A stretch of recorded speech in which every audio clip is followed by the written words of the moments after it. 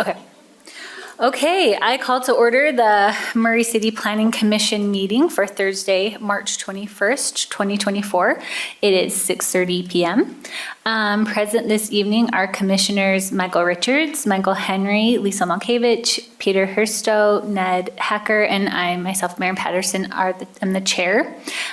Excused is Jake Pearson tonight. From staff, we have Zach Smallwood, Susan Nixon, Mustafa Al-Janabi, and Mark Richardson. We welcome the public to our meeting. We are always so grateful when you are here and participate in our meetings. Some etiquette items to review. We ask that you take a moment to silence your cell phones, please.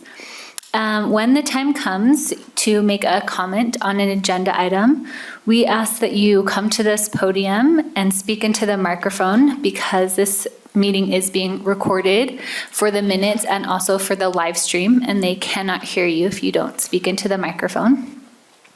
Once the item you are here for is over, you are welcome to leave. We just ask that you do so quietly since we will have more items to discuss.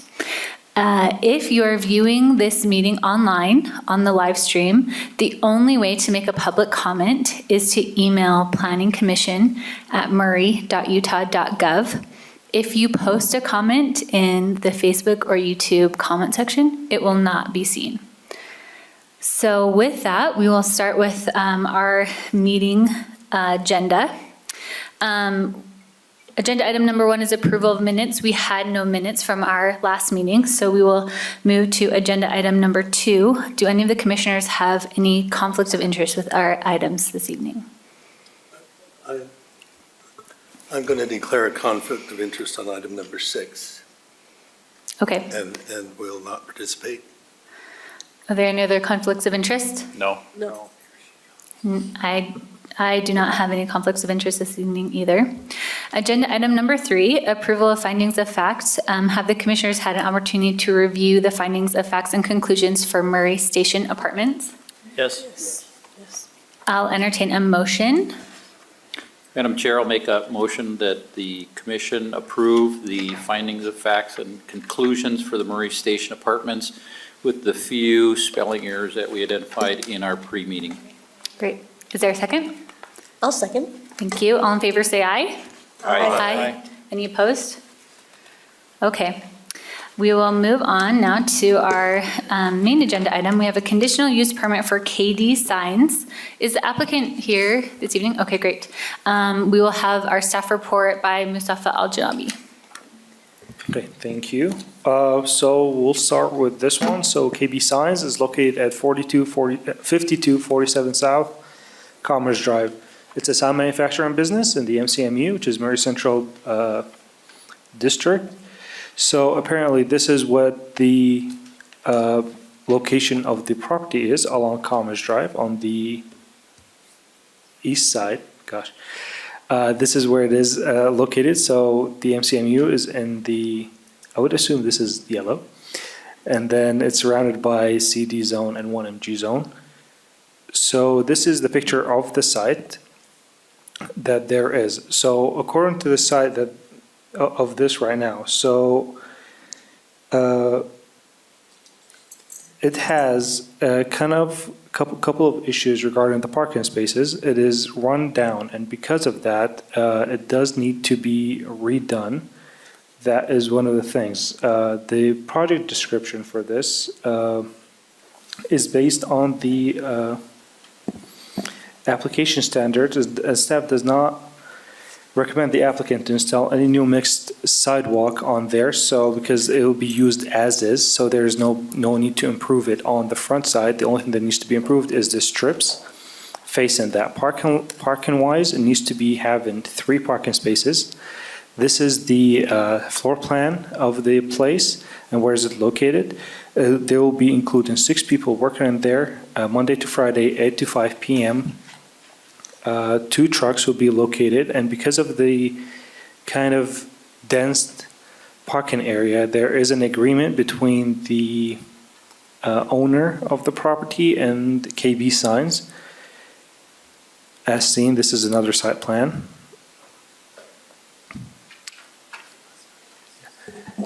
I added the stuff for parking later on, but there's an agreement between them, and the agreement is a lease agreement for 6 spaces on the north side, located, if I could find it, located right over here. So these extra spaces are located there. And for that, with the staff report, according to the calculations that we did, it only requires to have 9 with what the applicant has. It should be enough to do as is. Access-wise, there is enough access for the property to be entering in.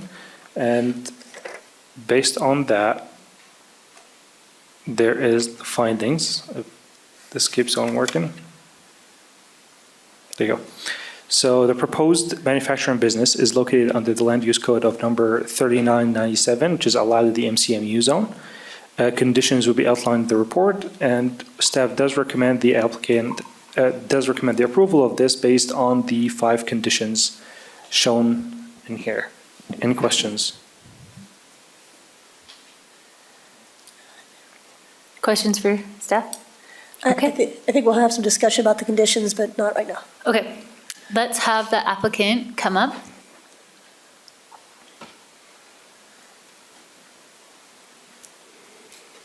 If you could state your name and address for the record. Personal address or business address? Either one. Okay, Kendrick, I represent KB Signs, Kendrick Shumway. Our address is 5247 South Commerce Drive in Murray. Great, thanks for being here tonight. Have you had a chance to review these 5 conditions? Yes, And will you be able to comply with them? absolutely. Great. Is there any additional information you'd like to give the commission? No, Okay, thank you so much. thank you. Okay, at this time, I'll open this agenda item up for public comment. If you would like to make a comment on this agenda item, please do so at the podium. Please state your name and address into the microphone for the record so that your comment, and try and keep your comment to 3 minutes. We ask that you offer new information for your comments, and please do not rehash any already stated concerns. After the public comment portion is closed, we will address all questions and concerns to the applicant or staff. Is there anyone that would like to make a public comment on this agenda item? Have you received any email comments? No, we have not. All right, I will close the public comment period and bring it to the commission for discussion. Madam Chair, we talked briefly in the pre-meeting, and in the report, it talks about the need for restriping and repairing of the parking, and possibly we should add that to the conditions. Any additional thoughts on that, commissioners? Would you like to add, do we want to add restriping and repair, or just restriping is enough? In the report, it mentioned repair. I unfortunately did not go to the site. When it says repair in the report, does that just mean like resurfacing? Or what? Resurfacing, yeah, sorry, I should have rephrased that better. It just means about the resurfacing of the stripes. Because they're kind of, Resurfacing of the parking lot and striping, or just? no, the striping. Just The striping, restriping? yes, because Okay. they kind of run down, so. it needs to Okay, be so the resurfaced. parking lot is in good shape, it just needs new painted stripes? Mm-hmm. Okay, Okay, Does so that just restriping. clarify? Is that, I'm comfortable with that.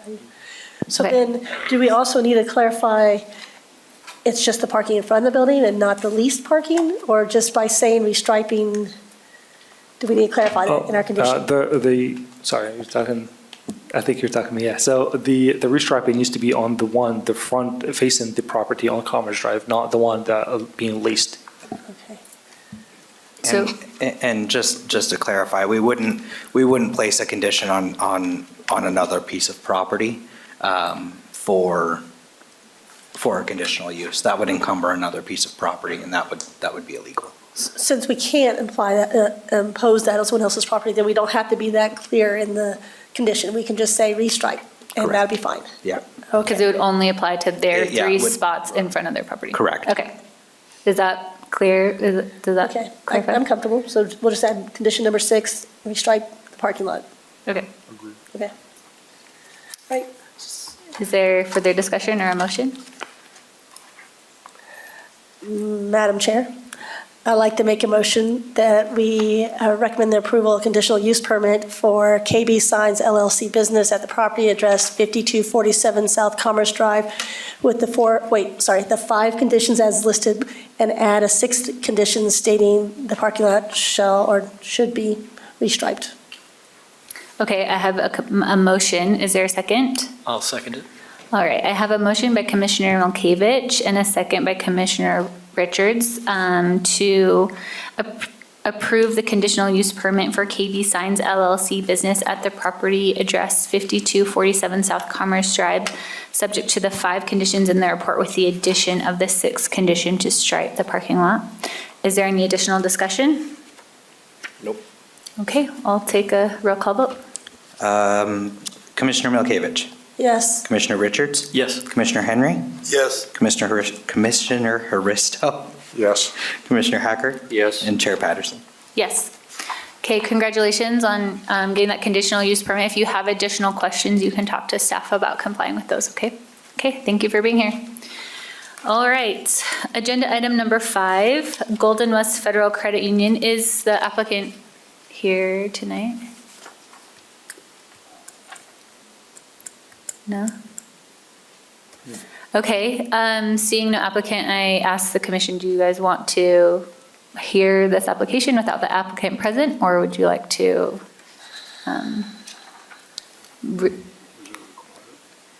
It's not, well, it's up to the commission, I think. Yeah, it's up to the commission.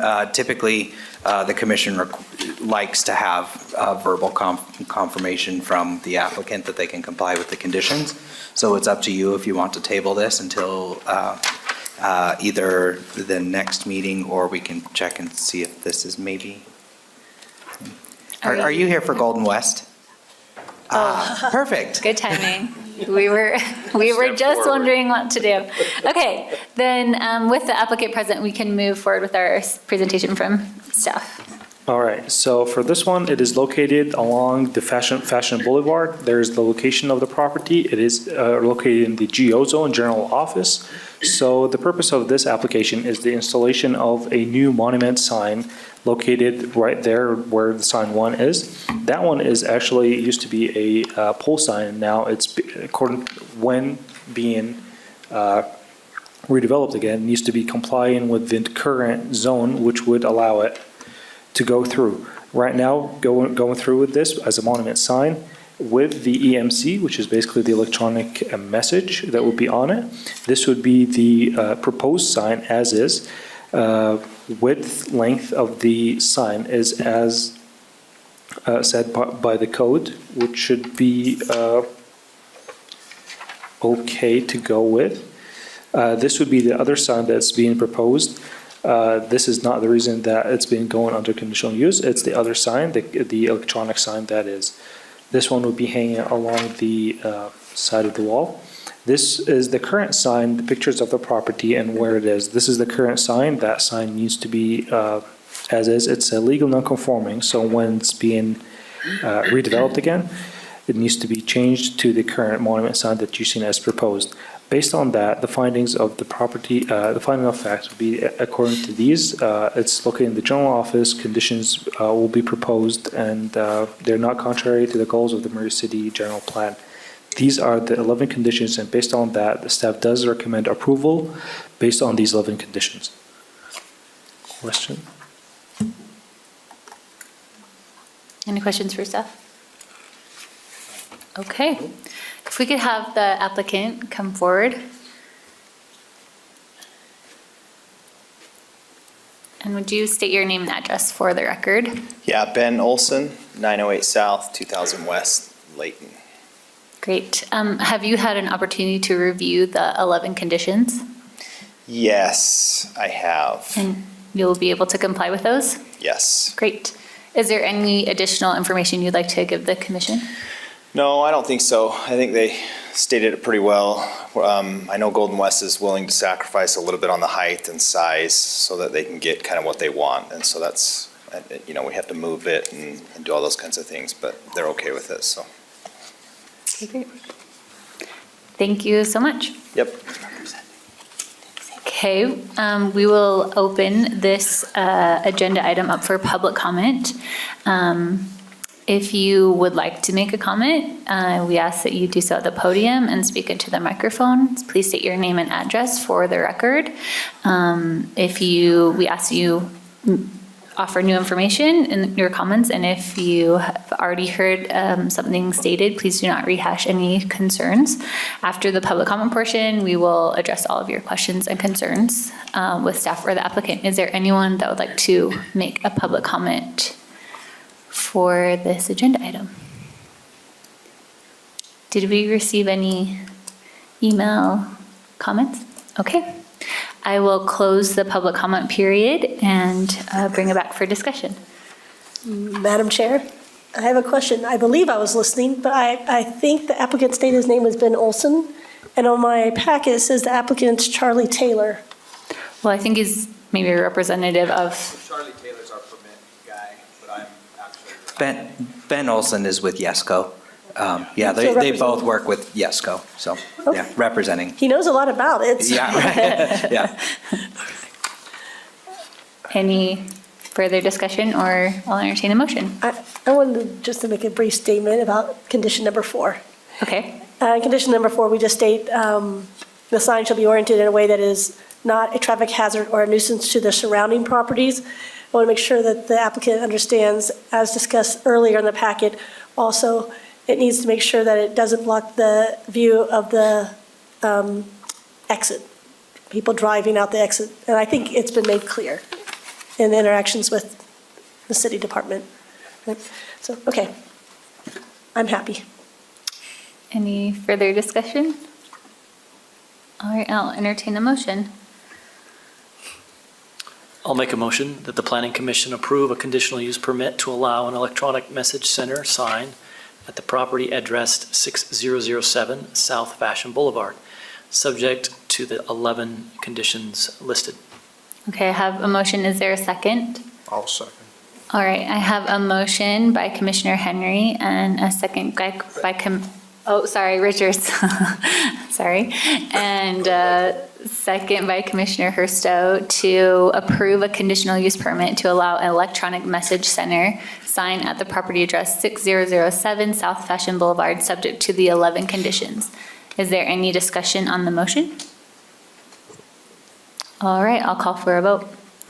Okay, Commissioner Richards? Yes. Commissioner Haristo? Yes. Commissioner Henry? Yes. Commissioner Milkovich? Yes. Commissioner Hacker? Yes. And Chair Patterson. Yes. All right, congratulations. Good luck with your sign.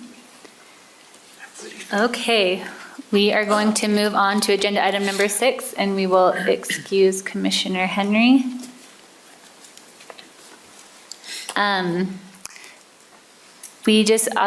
We'll just quickly let you know that when we come to the public comment period, we did have many emails that came in after our Tuesday at 1 p.m. deadline.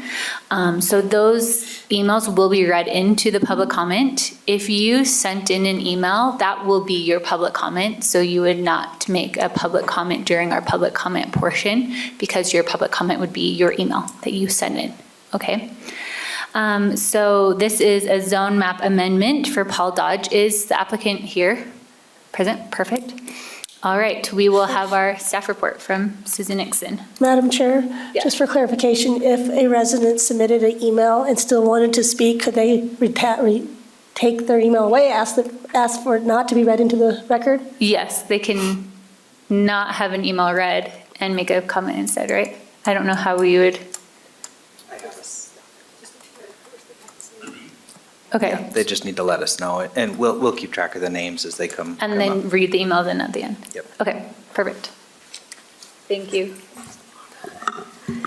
Okay, thanks. This application is for a zone map amendment request made by Paul Dodge. And I do need to clarify right up front. The notices that were sent out indicated that this is a general plan amendment and a zone map amendment. It is not a general plan amendment. It is only a zone map amendment. And I'll explain a little bit more as we go into the presentation here. But basically, the request is consistent with the current general plan, as shown as low density residential. So I just needed to clarify that because there's been a lot of confusion and I think misunderstanding on that. Ms. Nixon, and there's no need to postpone the item because of the error in the notice, correct? Correct, because yes, it was, the notice included more than it needed to and not. But correct, we don't need to rehear it. So the project's less than, if it had been more than, we would If we would not have included something that we needed to, then yeah, we would have to postpone it, correct. So the properties are located on Bellevue Avenue, 5991 and 6001 South Bellevue Avenue, as shown on the map there. They are both currently zoned R18, which is residential single family, 8,000 square foot minimum lot size per lot. Together, they're just 0.79 acres between the two of them. The map shows the properties are in the yellow, which is all R18. And then here's just some aerials of the homes currently as they exist. There are very few, actually there's really only one difference between the existing R18 zone and the proposed R16 zone. Bottom line is size of the lot. R18 requires 8,000 square feet, R16 requires 6,000 square feet per lot. That is virtually the only difference. As far as the uses are the same, which are, I think you're all concerned about, multifamily, duplexes, whatever, single family only. Townhomes, apartments, duplexes are not allowed in the R16 zone, which is proposed. So here's a comparison of the two zonings, the R18 existing and the R16. You can see the difference is basically 8,000 square feet versus 6,000, and there are a couple of other differences. The height in the R18, a home is allowed to go up to 35 feet. The R16, it's limited at 30, and then the setbacks are a little less. In the R18, it's a minimum of 8 on one side, but a total of 20 between the two sides. In the R16, it's a minimum of 5 feet on each side. That's virtually the only differences. Our GIS specialist here came up with this map that I asked him to do, just to kind of do a comparison as far as the area surrounding. Even though this area is completely R18, as shown on the map here, all yellow, there are a lot of parcels existing that are less than 8,000 square feet.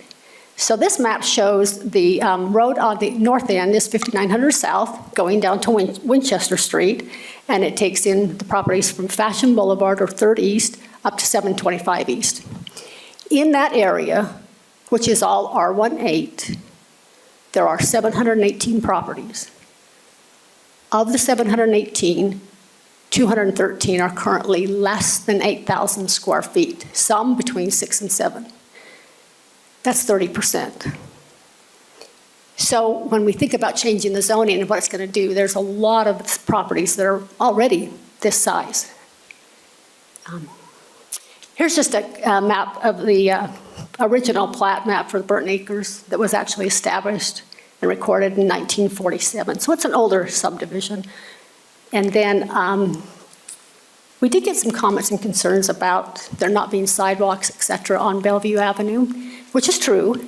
However, as you can see in this map, Bellevue Avenue is a 60-foot right-of-way. It is a public road. There is not currently sidewalk and curb and gutter on it, but there could be. And as you can see, what some people might think is their yard is actually in the right-of-way, if that makes sense. So if the city did decide to come in and improve and install curb gutter sidewalk, people would probably lose anywhere from 5 to 10 feet of their front yard. They haven't done that yet, but that is always a possibility. I just wanted to mention that. So anyway, here's a copy of our future land use map that shows the area. The yellow is low-density residential. It's basically all this area that I just spoke about.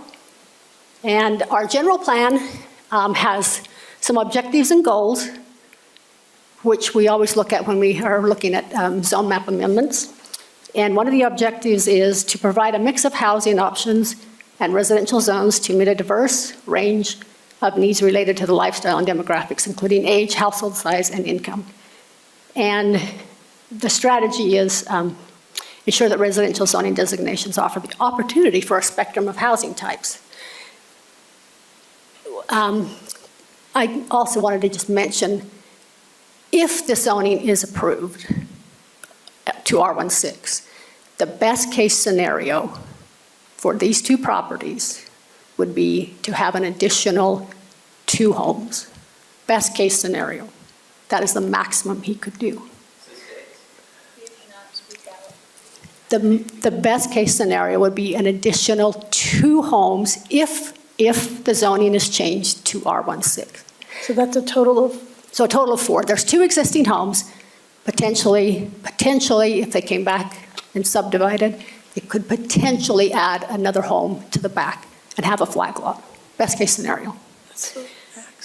Also in our general plan, our objectives for neighborhoods and housing, I'm just going to kind of glance over this a little bit, is to protect the character and integrity of the residential neighborhoods, but also to provide, like I said, additional options. And as we all know, real estate market is outrageous. Everything is so expensive that people can't afford to buy property in Murray and to develop because it's so expensive.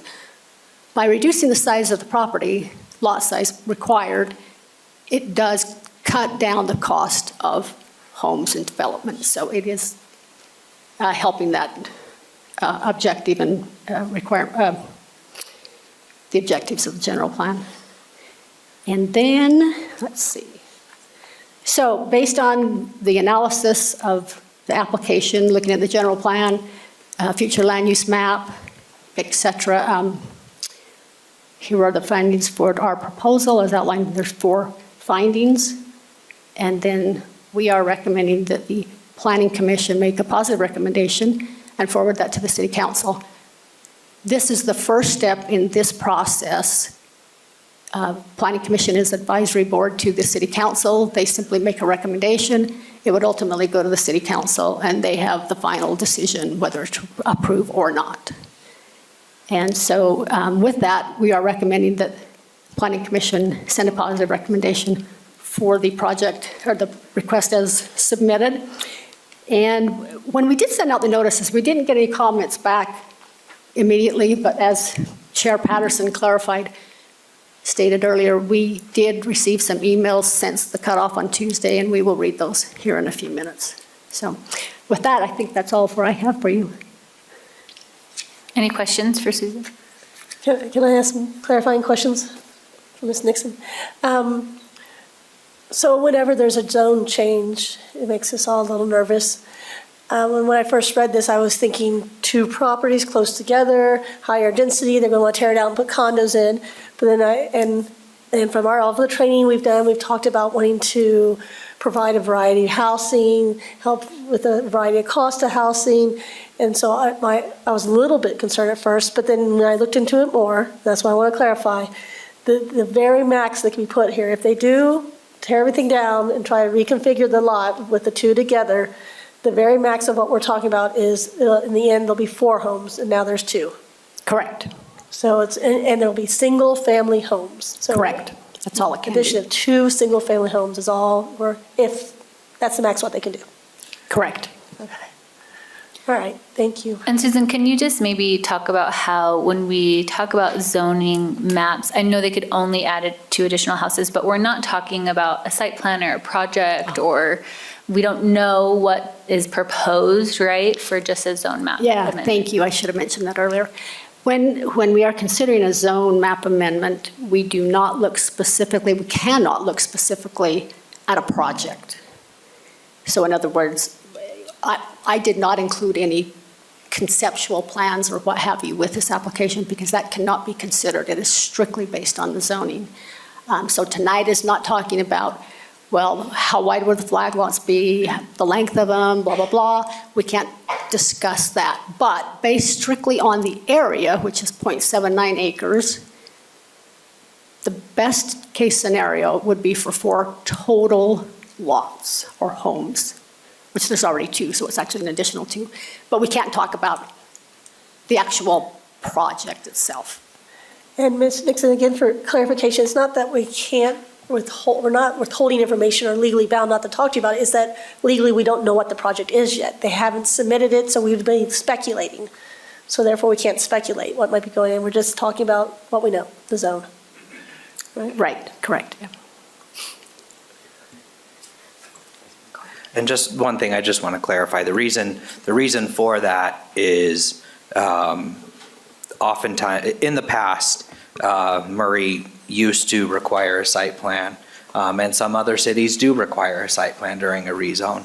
And the Planning Commission and/or City Council will look at that and be like, okay, we're fine with this type of project. However, Murray has been burned in the past with somebody coming forward and showing something and then turning around and not doing what they said they were going to do at that zoning.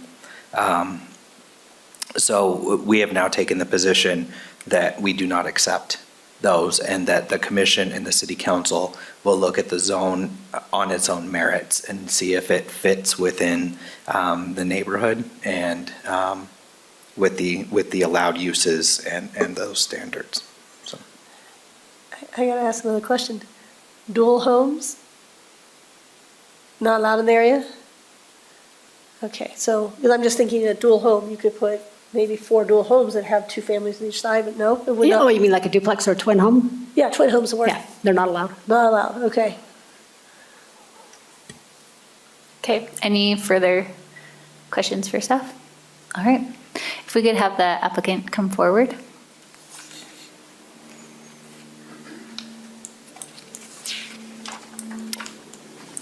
And will you state your name and address for the record? I am Paul Dodge, 5969, excuse me.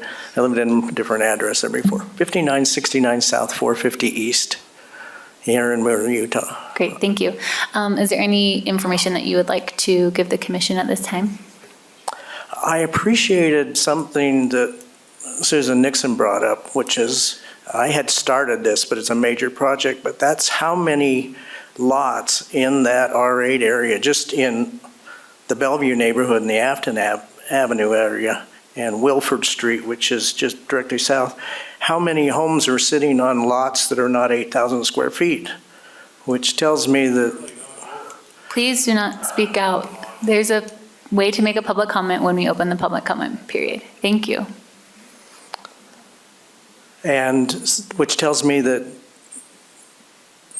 the commission has been empathetic to people who are trying to build a single-family home on lots of that size, okay? And I think I need to emphasize that I am not a developer, okay? I'm a homeowner. 450 East runs along the backside of Bellevue Avenue, and it's a private lane. And there's conflicts sometimes from people on Bellevue that think they can access the private lane for whatever purposes they want. And we were in a dispute over that for 3 years, the beginning of the day we bought our home there. It took us 3 years to resolve that. I have no excuses or reasons to tell somebody they can't use their property in a legal manner, but as my wife and I went over these lots, and I can explain to you if you'd like why we originally acquired these lots, but it had to do with these easements and prescriptive easements and access and protecting the serenity of that private area back there.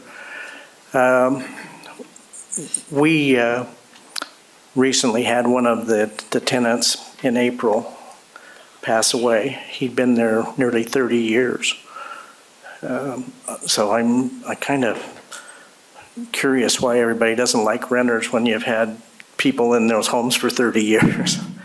But I understand their feelings, but I don't look at renters as second-class citizens. But get back to my train of thought. We discussed liquidating the properties, but the same thing kept coming up. We could get no assurity from anybody who wanted to buy it that they would not build something offensive near the lane. that we have to look at, which is our front yard. Okay? And a lot of people don't realize that private lane is segmented, and each property along that lane has an easement to get to their property. It's kind of a domino effect, but it's not a parcel. We maintain it ourselves. We maintain the utilities under it all the way to 5900 South. We don't get garbage collection down there or anything. So anyway, the only way we could control this situation and what would happen to these properties going forward was if we held the reins. I called on my friends Sterling Tholen, and he is here tonight along with his son Jeff and an engineer Dale to answer any of those questions that you might have in regards to construction or engineering or lot layout. That's not what I do. But I would like to just, like I say, my first preference would be to liquidate the property, but I'm not going to get that as surety. And we're not somebody that's going to build something and then just move on. I have to say that I contacted a lot of people in the neighborhood, especially everybody on the lane, and asked for their opinions. Everybody on the lane did respond to me, but I only got a few responses out of the neighborhood in general. And then I started hearing all these rumors about apartments and renters and all this thing. And I'm saddened that the harmony of the neighborhood's been disrupted by this. But I think I'm going to close by saying what I probably would have said. I have a wife and I have 7 daughters, and we have discussions. And it usually ends up with me saying what she said, okay? So I think she's covered the facts of what this area is like and what you can and can't do with the property and whether it's beneficial to the community and the city to move forward with this zoning. I happen to agree that the staff has done an amazing job of being fair about this and bringing these issues to the forefront. So I'm finished. Any questions? Thank you. Okay. Okay. As I mentioned, when you come up to make a public comment, if you sent in an email comment, please let us know that you're making an in-person comment so we do not read your public comment. If you would like to make a comment on this agenda item, we ask that you state your name and record into the microphone and that you keep your comments to 3 minutes. We will be timing you, and I will give you a 30-second warning when your time is almost up. We ask that you offer new information in your comments, and please do not rehash already stated concerns. After the public comment portion of this meeting, we will address any questions or concerns with the staff or the applicant. We are just talking about the zone map amendment, and so we will not be talking about any plans for this property. If you had any additional information I know got left here, the commission will not be reviewing that tonight because it didn't make the deadline for our packet. So that will not be considered as part of our review tonight. Is there anyone that would like to make a comment on this agenda item? Okay, you can come up.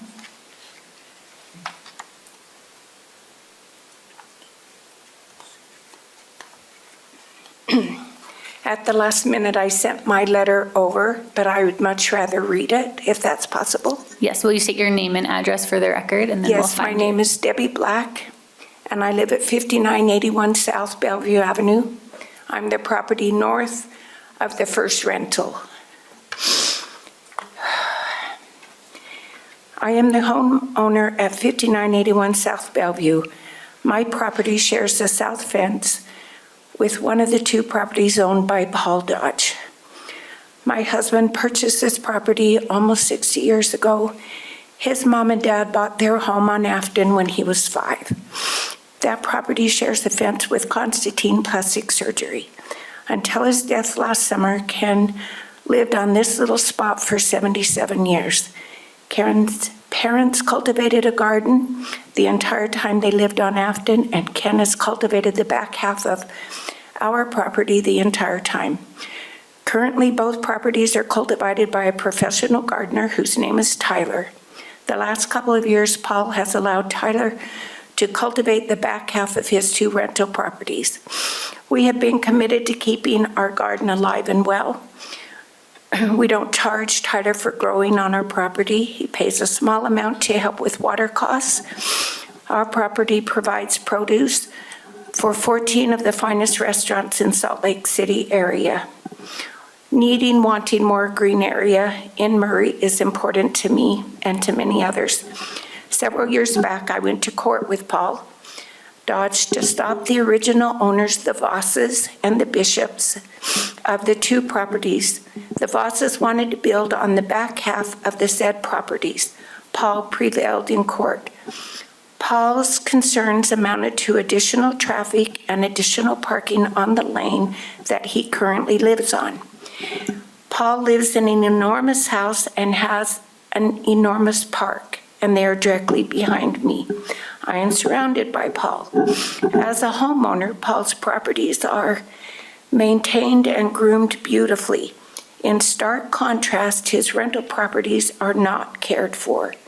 Currently, the backyard outside my kitchen window is covered in plastic and bricks and has been for several years. Recently, I asked Paul for permission to hire someone to till the front yard next door. There are many trees rooting and the grass has died. For my own sake, I wanted to make it look better. I feel betrayed by Paul. I feel he 30 hasn't seconds. honored what is good for the neighborhood, only what benefits or bothers him. Paul has been very aggressive about purchasing as many of the properties on my street as possible. North of me, Tishner wouldn't sell to him and he couldn't control his frustration, so he nailed the neighbor's new white fence shut. Then in similar fashion, when the owner of the properties on the other side of the other rental, he wouldn't. That's your time. That's it? Yeah, thank you.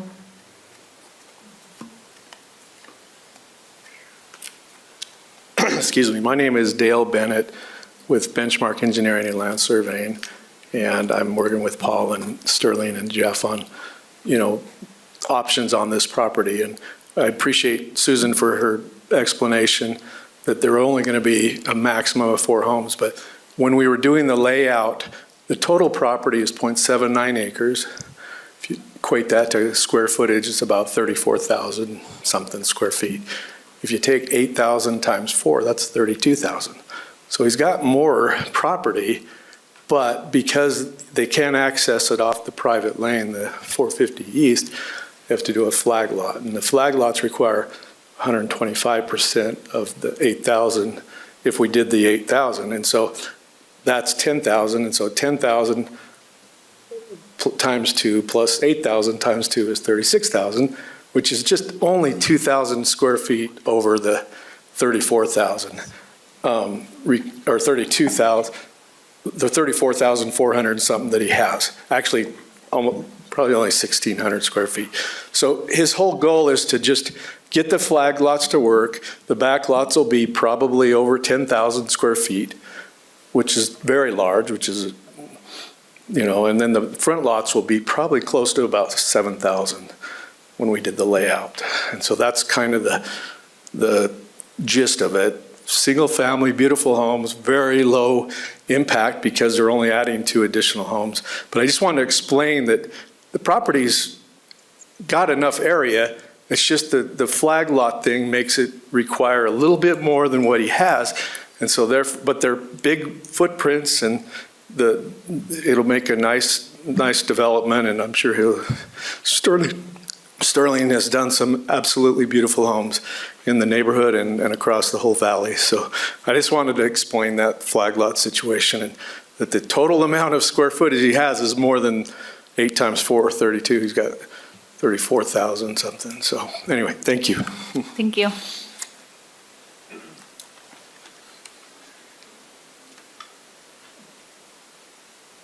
Hi, Hello. my name is Mark Lurie. I live at 6011 Bellevue Avenue, the property to the south of the 2 properties that are up for debate. myself and Debbie Black are the people that will be affected the most by this proposal, because my property borders the properties. Next door to me currently is a rental property, and for 7 years, I have dealt with garbage bags, trash. If they have a barbecue, bones, chicken, hot dogs come over my fence. Currently, there are 5 vehicles parked outside this rental property, 2 of which are parked illegally on the wrong side of the street. This has gone on for 7 years. So I just want to say that rental properties are not necessarily great. So if you add 2 more, 4 vehicles per house plus a guest, 5 vehicles per house. Now you've got 20 vehicles in an area that's designed for, 2 or 3. Also, Mr. Dodge stated that what he didn't want to look at from his house. So very personal, and I understand that, just like the rest of us also don't want to look at what he might build. And he spoke about the harmony of the neighborhood and is it beneficial to whom? Paul Dodge said he's reached out to the people that are affected by this proposal. He didn't reach out to me. I am directly affected by this, as is Ms. Black. Didn't reach out to her either. So the only 2 people he should have reached out to, he did not. Also, the zoning currently encourages and promotes a family environment.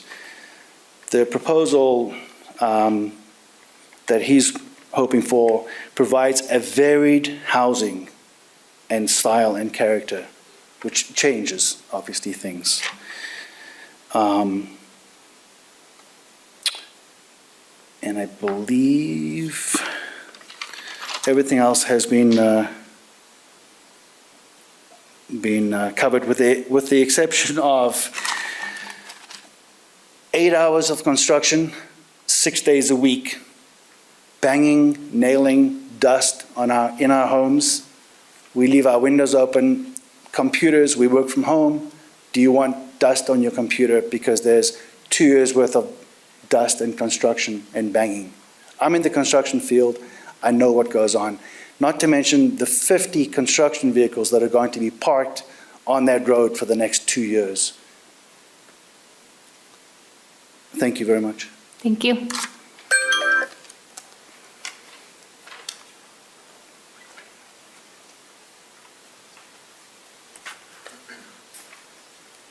My name is Carol Willis.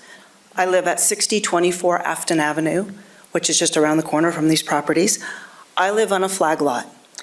And because the engineer has stated that this will have to be a flag lot, I want to give you some ideas of the challenges to me as a person who lives on a flag lot. And I think my neighbors will probably, they may or may not come forward and tell you their challenges as well, but we have had some. First of all, I want you to realize that when you are on a flag lot, your front yard may be somebody else's backyard and vice versa. So we have to be very, very mindful what we put on our side yard or our backyard because it is our neighbor's front yard. That is really challenging. A second challenge is that long driveway. The long driveway is a beast to shovel, and partly because there's one section of it where we have to go at least 40 feet to push the snow off the pavement because to the south is in front of my garage. We have to go past that. To the west is my neighbor's garage. We have to go past that. And to the north, the neighbor in the front wanted to fence their backyard to keep their kids in. Very understandable. But now there's no place to push the snow. So the snow removal is an extreme challenge for those of us that live on a flag lot. Parking is another problem. You may think, oh, 2 spaces is enough, but families have children. Children grow to be teenagers. Teenagers have jobs. They need cars. Your niece may call you and say, I have a summer internship and I need to stay in Salt Lake and nobody will rent me a place for 3 months. Can I stay with you? I have 2 more cars for 3 months and I don't have a place to park them. I have lots of driveway, but it has to stay open because it's a shared driveway. We can't just fill it with cars. So then they're on the street. And my neighbors have informed me that they don't appreciate the cars being on the street, and I understand that. I have no street footage. They're not in front of my house. I have no street footage. I'm on the flag lot. It's in front of somebody else's house. I don't even have a place to put my garbage cans on my side of the street. I have to take them across the street because I don't have a curb. So as you're thinking about rezoning this, I realize that's not per se a zoning issue, but you're clearly not going to make 4 little skinny lots where everybody has access to the street. You're clearly going to have to do a flag lot. And that means all of these 30 challenges seconds. will exist for both the people who live in these homes and for their neighbors long-term, long past the challenge of construction. Thank you. Thank you.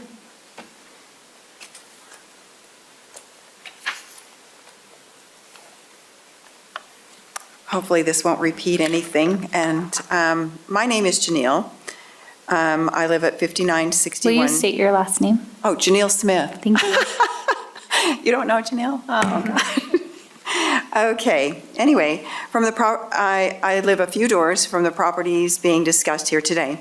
I'm proud to live in Murray, and I purchased this property for the size of the lot, the safety of the neighborhood, and the uniqueness of this area, the country feel, as did, I'm sure, many of my neighbors. I feel that the changes in zoning will change that very reason I chose to live in this area, which is why Paul lives where he does and wants his, and I understand that.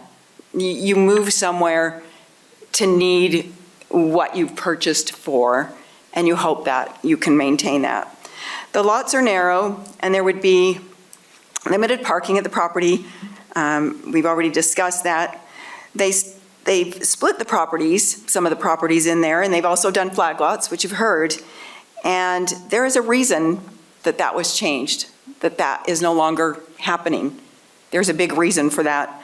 I think by changing the zoning, it would open it up to more people who are selling their homes and wanting to do the same thing. Granted, we're only talking about this lot, but like you said, once something happens, many others should be able to go forward. Why can't they, if it's already been done once, to rezone? Because I'm not sure, I was a little confused, maybe you could answer this. Is the rezoning just for these 2 properties or for the area? So, but it does leave it open, definitely, for many others to want to do the same thing. This area is not designed for high traffic. That's not what it was designed for, due to the number of cars that would need to park on the street, which was just mentioned, would ruin the uniqueness, the aesthetics, because of all the cars, no matter how nice the homes look, and the safety of the area, somewhat diminishing the value of our home, even though the tax base might be high. However, let's just talk about the proposal in front of us. By adding 2 more homes to this property, and really 3, because of the man who lived in the one home, didn't drive, it will mean that each home has 2 to 3 cars, and then a minimum of 4 to 6 additional cars driving in and out of our neighborhood that is not designed for high traffic. And we don't have sidewalks. I hope we never do. But if we do, that would, anyway, people walk their dogs and their kids and jog and use the street for this, and the traffic would cause more safety issues for those people, and especially with more cars on the street for visibility. I hope that you will take this issue into consideration when making your decisions. And I just wonder, will everyone stand or raise their hand as to who is opposed to this? No, thank you. Please do not. Oh, That's you can't do that? inappropriate. Thank Oh, you so I'm much. sorry. Thank I didn't realize that. Thank you very much. I appreciate your time.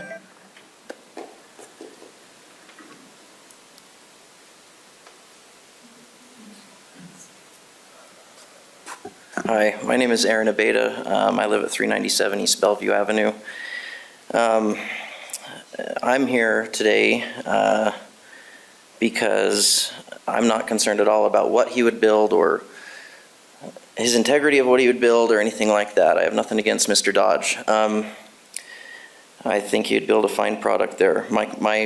My worry is there is a lot of homes in that subdivision that have over 12,000 square feet, and that will have the ability and make it a lot easier for them to move forward and subdivide.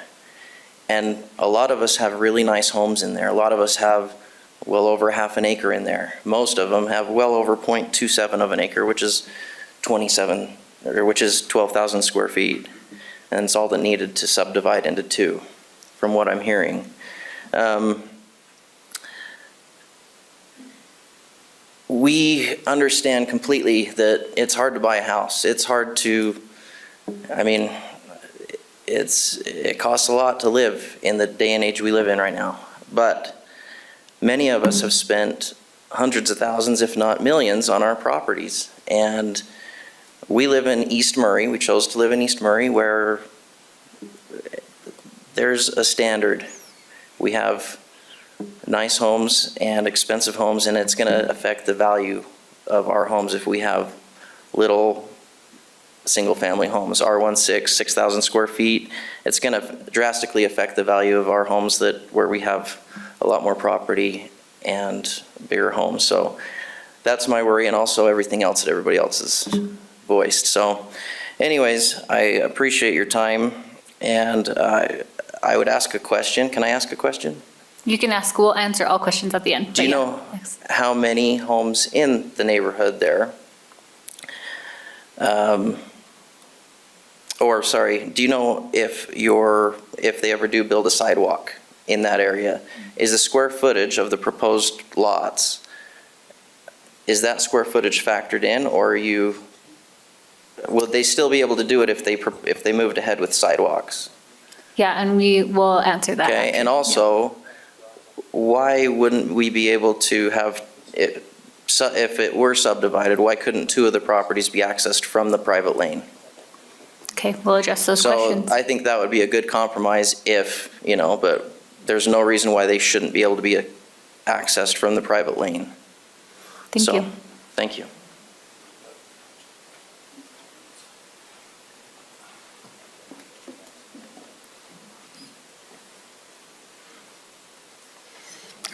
My name is Doug Smith, and I lived 3 homes away from these lots. I'm sorry, I just got out of the hospital, so I have to bear with me a little bit.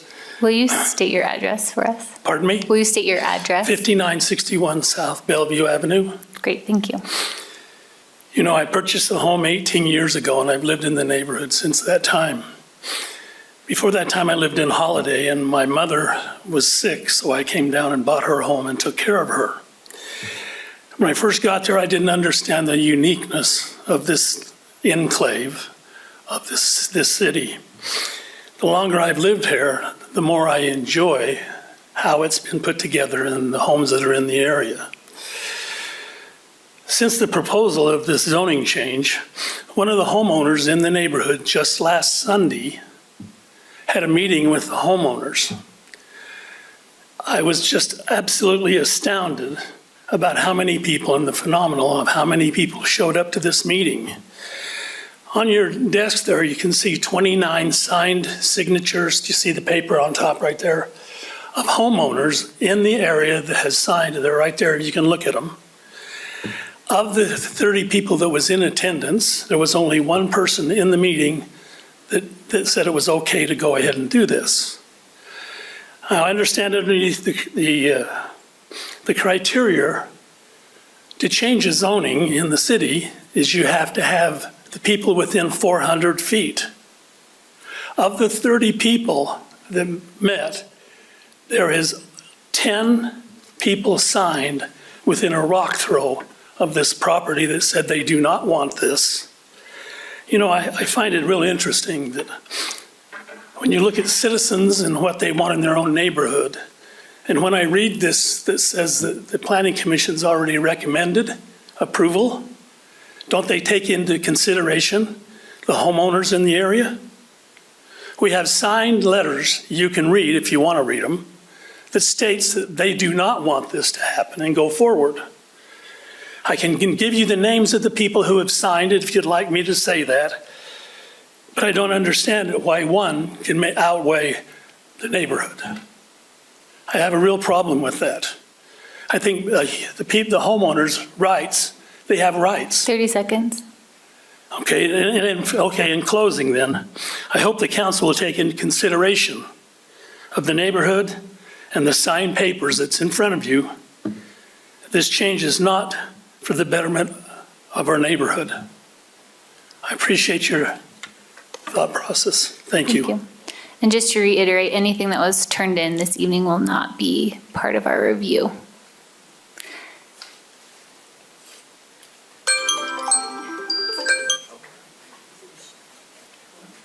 My name is Kimball Stewart. I live at 6,000 South Afton Avenue, just around the corner. I agree with everything that everybody said. I think, can you pull up the map where you were saying, someone said 30%? So if you notice, if I'm looking at this right, 30% that you're talking about is all south.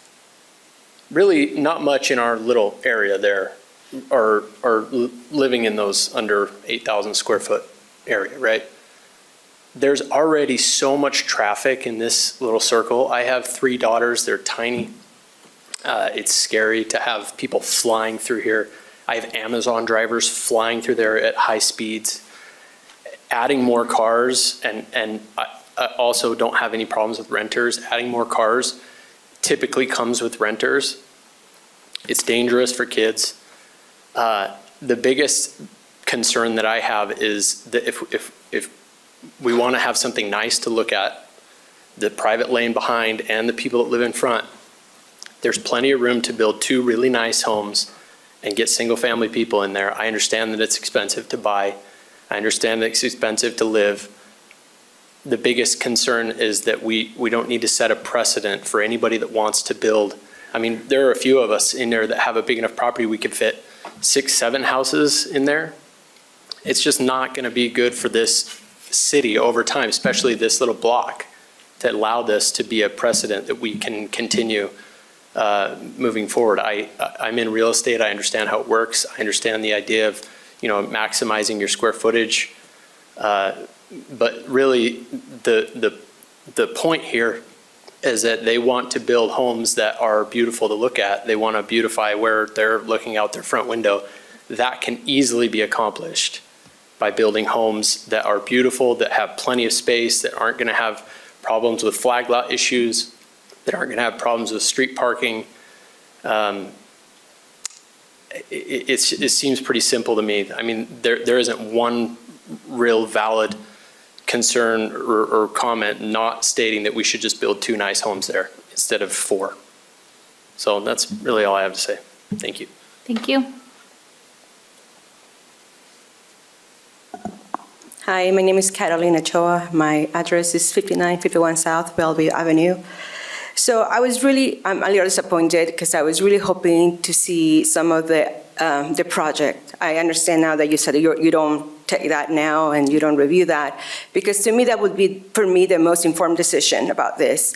Without that, it's like you mentioned too, you've been burned because people have changed. So what guarantees that now that this proposal is not going to change right now, right? Right now you say it's maximum 4.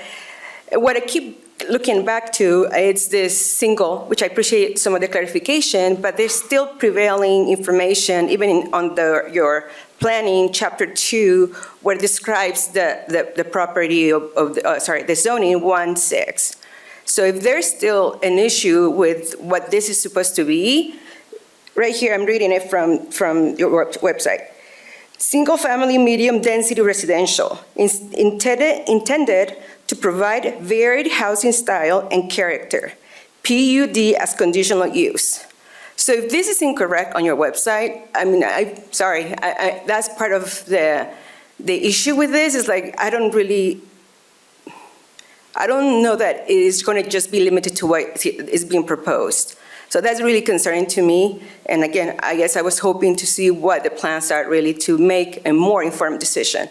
I understand what you're, as city planning, decided to do your own process, but I don't know if that's more beneficial or detrimental for us as people living there to really understand what's going to happen.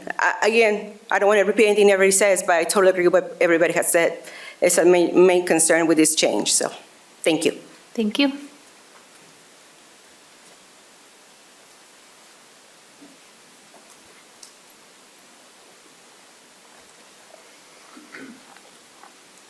My name is Sean Mason. I live at 5916 Bellevue Avenue. I purchased my house on Bellevue Avenue 22 years ago. Was looking for a R18 property and specifically found this neighborhood at that point. We have great neighbors. We have a great neighborhood. There's people that have been there much longer than I have, new neighbors that have moved in recently that are fantastic. I'm kind of disappointed in the planning staff's recommendation to go forward with this process. In looking at the Murray website and the general plan, it's listed that 2% of properties in Murray are R16 zoned. To just go ahead and recommend this, based on one applicant, I think is a poor choice, and I think would be a poor decision. Years ago, as people have mentioned, flag lots were put in on the street, several of them, and they are out of place. This neighborhood has great character. It has a great livability, other than the missing sidewalks. My kids have grown up here. They walk around the street, they ride their bikes, they ride their skateboards, they play basketball in the street. Traffic will be an issue. The Murray General Plan lists preserve and protect viable residential neighborhoods. I think by denying this request, you would go along with what's stated in the Murray General Plan. That's the latest one that I saw, 2017, I believe. There are a lot of reasons, like people have mentioned, that this isn't a great fit for this neighborhood. And it opens up a door that, we really don't want to open on that street. We don't want to lose what we have. I may be selfish. We found a great neighborhood. We don't want it changed. You called it an improvement if this went through. I don't see this as an improvement. I see this as a loss for the neighborhood. Thank you. Thank you. Can I speak again, just say one thing, if you can? My name's Julia McMillan. My address is 5994 Bellevue Avenue. And I did send an email, so I'll just talk. Is that okay? Okay. So I live directly west of the properties, and like other people have stated, I have children that roam the street, a dog, day and night we're on that road, but they got really good street smarts now, because if cars come and you got to get in the curb. But I feel like what I've read about Murray City's goals is to allow for more R16 medium density housing so that we can offer places for people to live. And if we have more cars, they'll be parking in front of my house. I'll be a participant in a lot of that traffic, but I feel like it's really important that we move away from some of our deep traditions here in Murray. And I am a McMillan, like my husband's ancestors were pioneers here. You know what I mean? Like I haven't moved. I mean, my husband, I obviously married less than 10 houses from where his great-grandfather grew up, right? So I know about the tradition here. But I feel like sometimes our tradition can stop us from progress and stop us from allowing things to change that will actually add. And there's just always fear, right? We just have a lot of fear about change. And I just wanted to be one of I'm the minority, I'm the one of the 30. That's it's okay, build the houses, it's okay with me. I think it will add to the neighborhood, it will bring more families in. My kids haven't had very many opportunities to knock on a door and see if a neighbor can play because it's aging here in Murray. And so it would be awesome if we could get more people in and more families with children, and I don't care, whoever moves in, it's fine. But I just wanted to be part of represent the minority of the neighborhood that says it's okay to build these properties and have things change. And if more houses on the block want to do it, I'm okay with that too. So I'm not just going to be here and say yes to this one. I'll say yes to all of them because I think change is okay. And there's not very much space here in Murray. We're a landlocked place. So where can people go? I mean, when I go visit my sister in Eagle Mountain, I have to take a bucket of chicken and, a lot of audiobooks because it's so far away. So I just really appreciate being in Salt Lake County and having a place to live. And I love Murray and I want to encourage more people to move here. So that's all I have to say. Thank you. it's hard when you're one of the last ones, want to repeat everything, but if you say something, so sorry. So I'm just gonna clarify, and I have a question. Can you just state your name and address? Marissa Kirby, 5971 South Bellevue Avenue. Thank you. So just, if we open the door to this per se, I would say I will get benefit for it because I can sell tobacco on my land. Is that true or not? It can be a possibility in the future. And then right in front of his front house, I don't know if he would like that, me building 2 houses, big houses to sell, as a business, because I'm not a business, I'm a teacher. I'm not a business person, but if he acting like, I don't want to do it because I like my neighbors. They're so kind and just, they're helping. And during my transition, they were very helpful. Even the owner sold the property to me, $10,000 less than what he was being offered. Because he said, I want you to live in this house because I know you're going to take care of it. Sometimes it's a little bit harder. But also, I just want to say that from the moment I got there, he made my life a little bit hard. He was making sure that I was not welcome. So he shut the door, the back door, and the private lane. You cannot walk dogs, you cannot walk people, because sometimes he gets so mad. So I don't know, I feel like he bulldozed his way in the neighborhood. So for me, I'm pro progress. If it's something, like my sister said, there are plans, and there are only 2 more houses.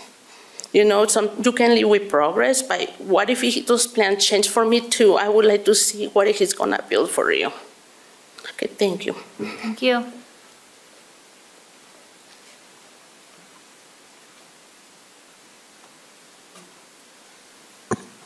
Sterling Tholen, 1287 West Saxton Place. I appreciate the comments here. I've been through a lot of these meetings throughout my career, and I understand everybody's concerns about change. They think it's going to impact them to the point that it's unreasonable to have or see any change, in this case, new homes. And yes, there's an inconvenience when there's a construction project going on. I think we all been around them, but we all live in homes that have been built and inconvenient somebody else at some point. Just to clarify, I know this isn't where we're discussing design or anything like that, but the parking, it seems to be a real concern, traffic. Obviously, the thought of density is going to be, aesthetically not advantageous to this area. In the design of this, the homes will more than likely have 3-car garages, so that'll allow for 3 additional parking spaces in front of those garages, as well. Some of those homes will have RV parking, which will allow for additional parking. I'm not sure everybody has 5 or 6 cars. Some people might, but I think one of the concerns that I've heard here is that it's going to change the neighborhood so dramatically that the quality of life is just going to be diminished. And I think that's, easily stated, but the reality is when the dust settles, the impact will be marginal. You're basically going to add two homes on that street. And so that's just my thought as far as the parking issue and traffic. It sounded to me like people were calculating that there'd be 40, 50 cars in traffic more a day. Maybe that's true, but I doubt it very much. Thank you. Thank you.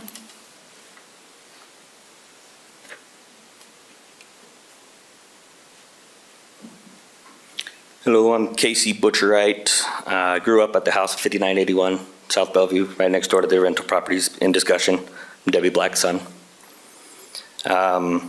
One thing I want to just say about that neighborhood is it's unique than the rest of the other houses in that neighborhood that you showed the map of. Once you get in the neighborhood, there's only 2 streets in the neighborhood, and they're not through streets. Once you get in, you have to loop back out the same way you came in, pretty much. And that keeps the neighborhood a little more distinct than the others.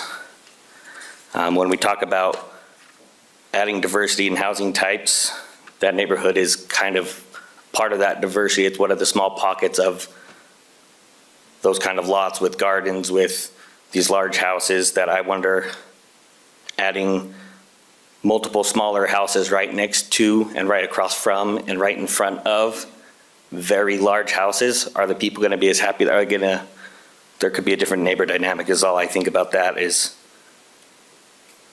they may not fit.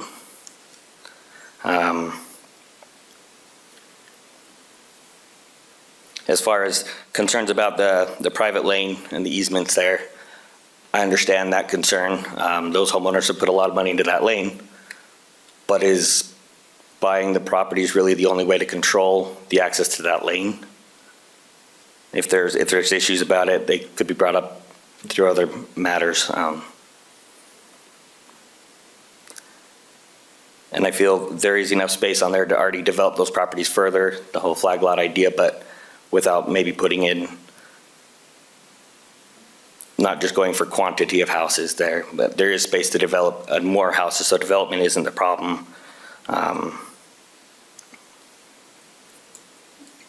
And I understand there's always gonna be renters. There's plenty of, renters aren't really an issue in my mind. That's always a gamble, the quality of renters you get, but caring for the rental properties can be an issue. And I know the houses that he owns now are old, but I feel, and as my mom had said, they've been not well maintained. And I know there's been a lot of development over the years, apartments and condos in Murray, and that adds diversity to Murray. 30 seconds. And on these 2 properties, I also don't see how you can get 4 homes with 3-car garages and RV parking. That just doesn't make sense to me. We don't know what the plan will be, but that doesn't make sense to me either. But those are my thoughts from someone who grew up and has really loved that neighborhood, and still feel a big part of it. Thank you. Thank you.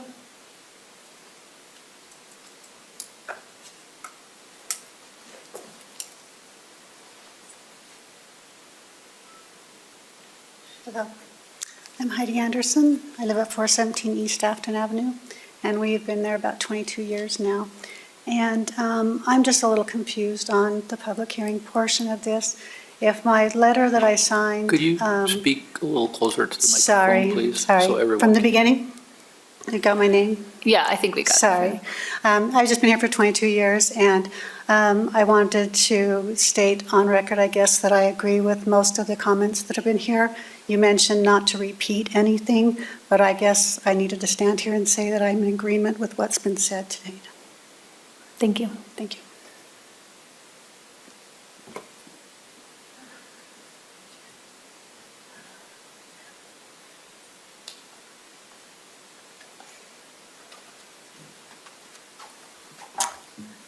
I am Joanne Hanson. We live at 5980 South Bellevue Ave. We live right across from the Blacks, almost directly across from 5991. We have appreciated the renter at 5991. He was great. However, the concern is rentals and their owners need to observe what their renters are doing. Every morning, we get to hear a car with its loud engine and motor fly down our street, going at least 35 every morning, where our kids are walking to school. The crime rate from 6001 is ridiculous. Please look up on police reports. We have police at that house at least 3 times a week. We have had DEA. We have had SWAT. We have had the crime rate from this home. We all have family. We do not want the crime rate to come up. If he cannot manage his renters, he should not be allowed to build more rental homes. Unfortunately, and you can look up the police record on that home, they know them by their names. It is very sad that we have to worry about the crime rate from his rentals. Thank you. Thank you.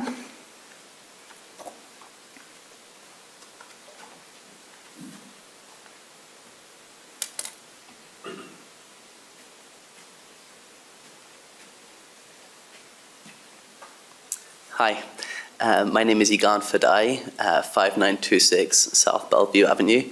I haven't been here for as long as a lot of, I think, maybe everyone behind me. Been here for a couple of years. We had some health problems in our family. Our apartment building burned down while we were in it. We wanted to move to a space that was quiet and that we could raise our family. We have 2 kids. We live around, I can think of probably 15 to 20 kids that live in the immediate vicinity.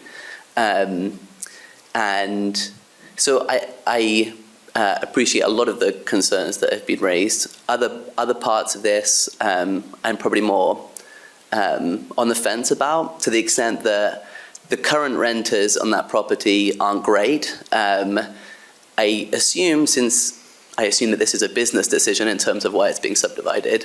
I think that I imagine those renters will go away because the quality of the house will improve, the rental prices will go up, and the renters, I assume, will move away, which might take care of that issue to the extent it's an issue.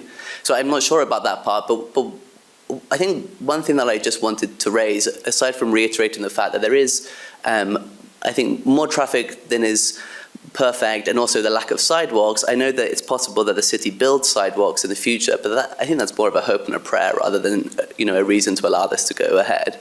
I think my main concern is the lack of information here and the disconnect, as was mentioned earlier, between this part of the procedure and then the actual plan itself. It's really hard to make an informed decision over this when we don't know what's coming, and to the extent that there have already been many rezonings, or whatever the term is, I don't think that's a reason to continue doing it. If anything, it just suggests that the general plan, the general zoning areas have not been adhered to. And I think part of that also is that this analysis that was provided in the packet, this is kind of ties into the fact that it wasn't really an analysis. I mean, I was concerned by, it was more of an opinion piece on why it should go ahead. And maybe that's too strong, but it wasn't an analysis. It didn't provide the pros and cons. And it also, I think, conflated some issues. Like, it's true that the conditional uses and the uses are similar between R16 and R18 and 10, or R18. But the underlying purpose is very different. Seconds. And additionally, the 2017 general plan, it talks about protecting the integrity of neighborhoods, protecting the quality of life of a neighborhood. It talks about having a good switch from commercial to residential. And I didn't see any kind of master idea of how that will happen and how this particular change fits into that wider context, which I think is important for us to understand whether or not we should be in support of this. Thank you. Please, no clapping. Are there any additional in-person comments?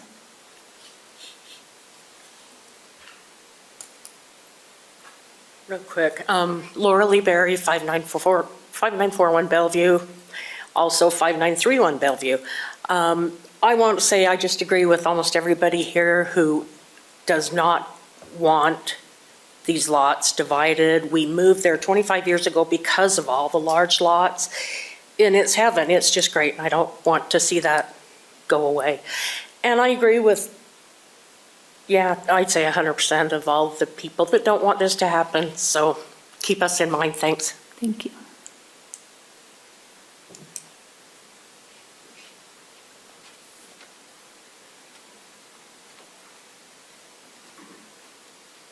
Good evening, Colleen Abeda, 397 East Bellevue.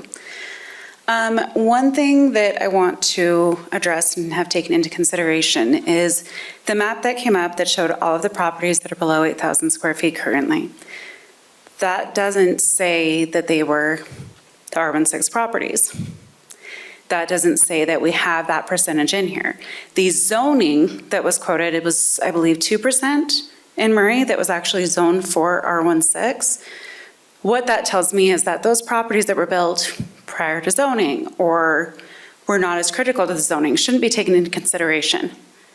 Because even though, suffice it to say, they're surviving in the neighborhood, they're comparable to the larger properties, that doesn't count for the zoning permits. If you change the zoning, we have, if I was reading it correctly, I think there's only a couple of homes in that whole portion of the subdivision where it loops Bellevue up around Afton and then out, that could not fit 2 homes with the new zoning, which means in that area, if the zoning were approved, the potential increase in population just for those streets could triple, because some of the properties are well large enough to fit 3 or 4. So if this is approved and this goes ahead, and this is something that's approved for all of it, it isn't just the cars, it isn't just the safety of the kids. You know what? I'm a parent. This is my 6th child on the way. And I totally get that we are responsible for our children. We are responsible to make sure that they're road safe. That's fine. I'm not going to criticize the neighborhood for that. But what we bought into Murray for, the environment that we want, I've always said it's a small town in a big city.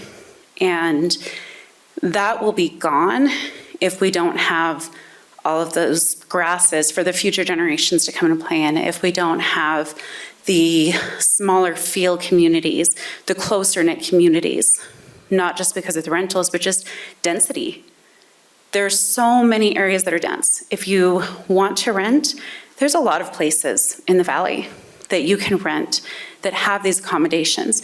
You can sell the properties and you can buy somewhere else that has the 6,000 square foot requirements, or that already has twin homes, townhomes, different options.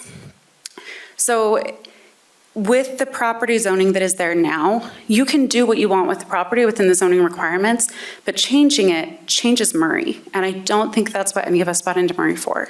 Thank you. Thank you.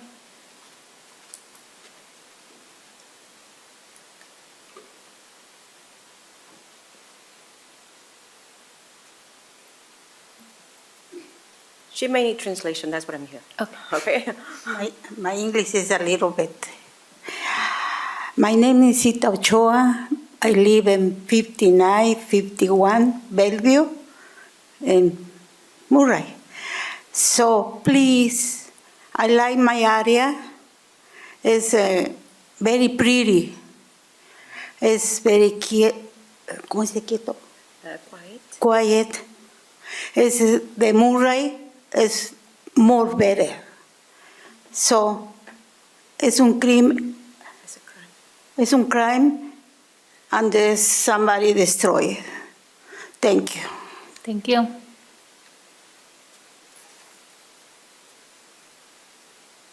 Any additional in-person comments? Okay, let's go to email comments. Oh, sorry, mic wasn't on. All right, so I'm reading these from oldest to newest. So this one was received on Tuesday, March 19th at 3:30. Dear Murray City Planning Commission, or Planning Committee, we have lived on Afton Avenue in this neighborhood for 17 years now.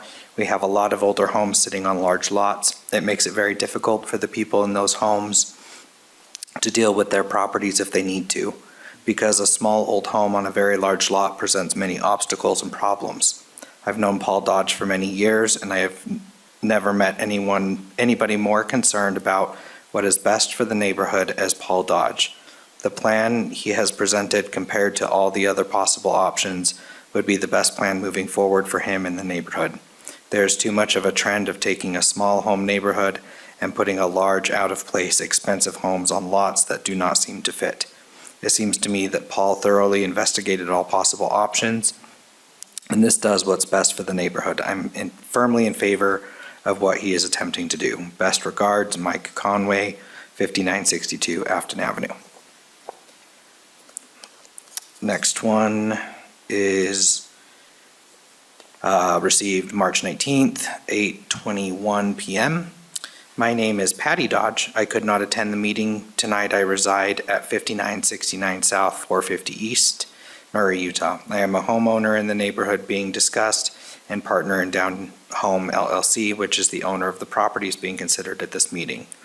I wish to say that when the home at 5991 South Bellevue was vacated, we decided to keep the two properties together to either sell, fix, or build.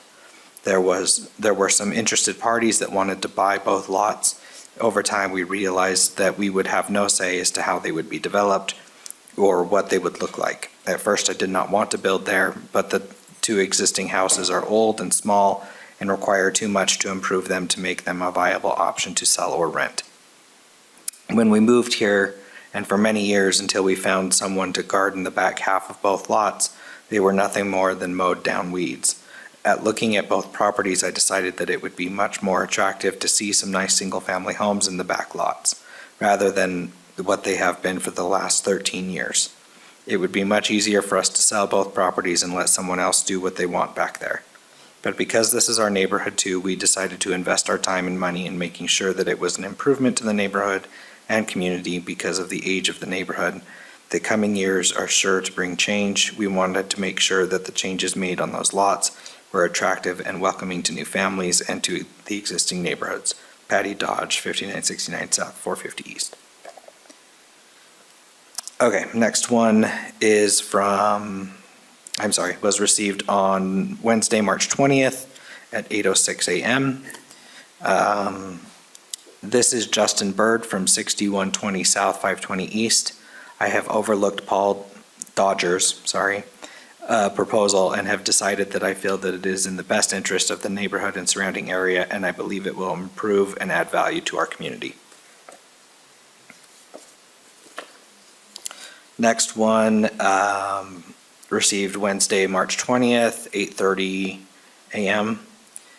To Planning Commission. I am a neighbor and am not opposed to Paul Dodge building a low-density to medium-density single-family home on his property of 5991 South Bellevue Avenue and 6001 Bellevue Avenue.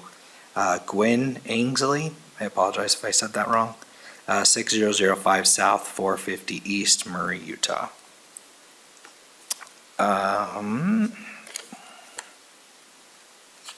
Excuse me. Next one was received March 20th at 3:56 p.m. Dear Murray Planning Commission, I am the owner of the property at 488 Afton Avenue, and I am writing to express my serious opposition to the proposed change to our neighborhood from low-density to medium-density zoning. It is my understanding that Paul Dodge has made this request in order to tear down the bungalows on his adjoining properties at 5991 and 6001 Bellevue Avenue and build two multiple dwelling buildings on each. I'm opposed to this proposal, as are many other residents, for the following reasons. One, large modern structures such as townhomes are not in keeping with the nature and historic value of the neighborhood. Two, multiple dwellings such as townhomes would increase traffic and create congestion.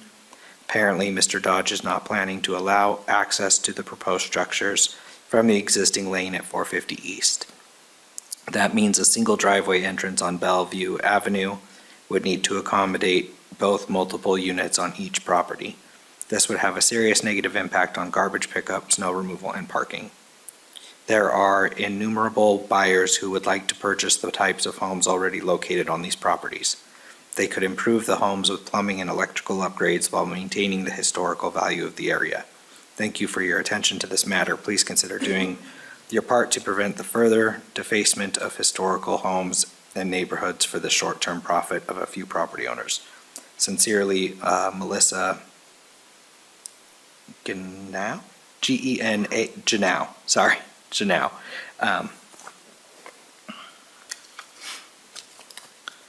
Okay, next one was March 20th at 4:15 p.m.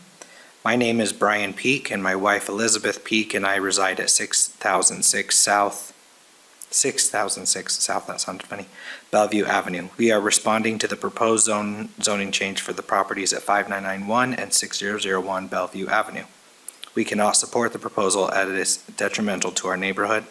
I understand from Mr. Dodge that the property will be a group of townhomes.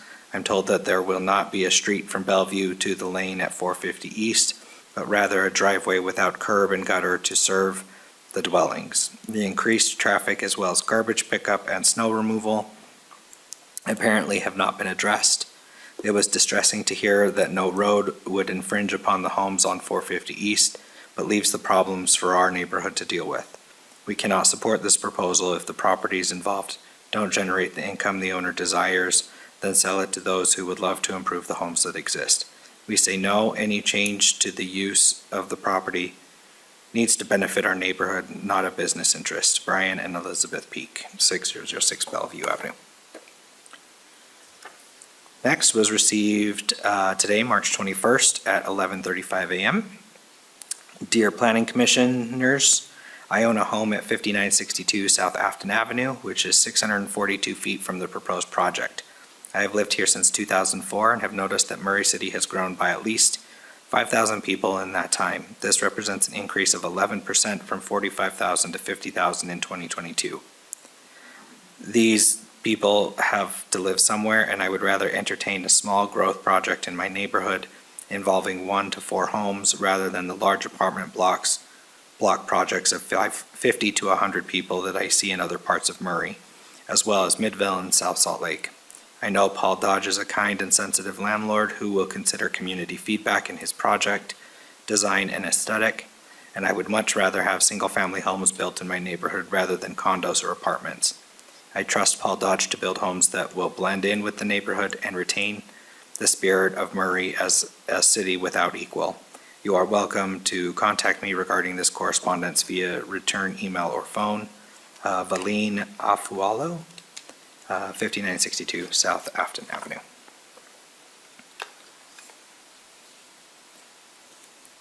Next one was received today at 1:15 p.m. Hi, my name is Corey Lanes. My wife and I own and live in our house on Afton Avenue. I'm writing in regards to the public hearing to discuss zoning changes for the lots listed above. I am concerned about increasing density on our streets for 2 reasons. 1, increased car traffic on roads without sidewalks and that are used by neighborhood children and families to play, walk, and go to school. An increase in car traffic on our streets without sidewalks, I feel, is something that needs to be seriously considered. 2, I know one initiative of the city has been to increase homeownership opportunities in Murray. I am concerned that with this increase in density, it will just lead to 2 additional rental units on our street that are poorly looked after and impact the safety of our street and the value of our homes. The current houses on the land are very poorly looked after and are both rental units. I am concerned with this zoning change, it will just be more of the same. If this zoning change happens, I believe the houses put in should be sold to families/owners that will own and live in them. Otherwise, additional rental homes on our street is something I would not be in favor of. Thank you for your time and consideration, Corey. Okay, next one received at 1:19 p.m. today. As a homeowner in the Afton and Bellevue Avenue neighborhood, I am opposed to the proposed zoning change for the properties located at 5991 and 6001 Bellevue Avenue. These properties should remain single-family low-density lots. I live at 386 Bellevue Avenue, Murray, Utah. One of the reasons we chose this home just over 5 years ago was because the design of the neighborhood allows minimal traffic, making it ideal to raise our son in. We can easily let him ride his bike, scooter, or skateboard around the block/loop, and encounter minimal traffic. The neighborhood does not have any sidewalks, so the kids in the neighborhood are often riding bikes around the loop in the road. We have minimal traffic, which makes this mostly safe. With increased housing options on the street, there will be increased cars, require 2 spaces per dwelling. The average home has roughly 2 or more cars. If you take a moment and visit our neighborhood, you would see and understand how huge of an impact this would be. The resulting increased traffic would be hazardous to those of us and our kids who walk, bike, and run throughout the neighborhood with no sidewalks. I have additional concerns over where they would park along with additional burdens our street would face. Beyond the practical concerns that increased density brings, i.e. traffic, power, electrical, fire response, I am concerned that any new medium density would cram in houses on these narrow lots, resulting in the designs not being consistent with the look and feel of our neighborhood. In addition, as far as I can tell, there are no medium-density lots approved in this neighborhood or any of the surrounding properties/neighborhood. See Figure 2, future land use map on page 38 of the meeting packet. There are locations within Murray where approving these kinds of zoning changes makes sense, and I would fully support. The Afton Bellevue neighborhood is not that location. The overall goal of Chapter 5, Land Use and Urban Design element, is to provide and promote a mix of land uses and development patterns that support the healthy community comprised of livable neighborhoods, vibrant economic districts, and appealing open spaces.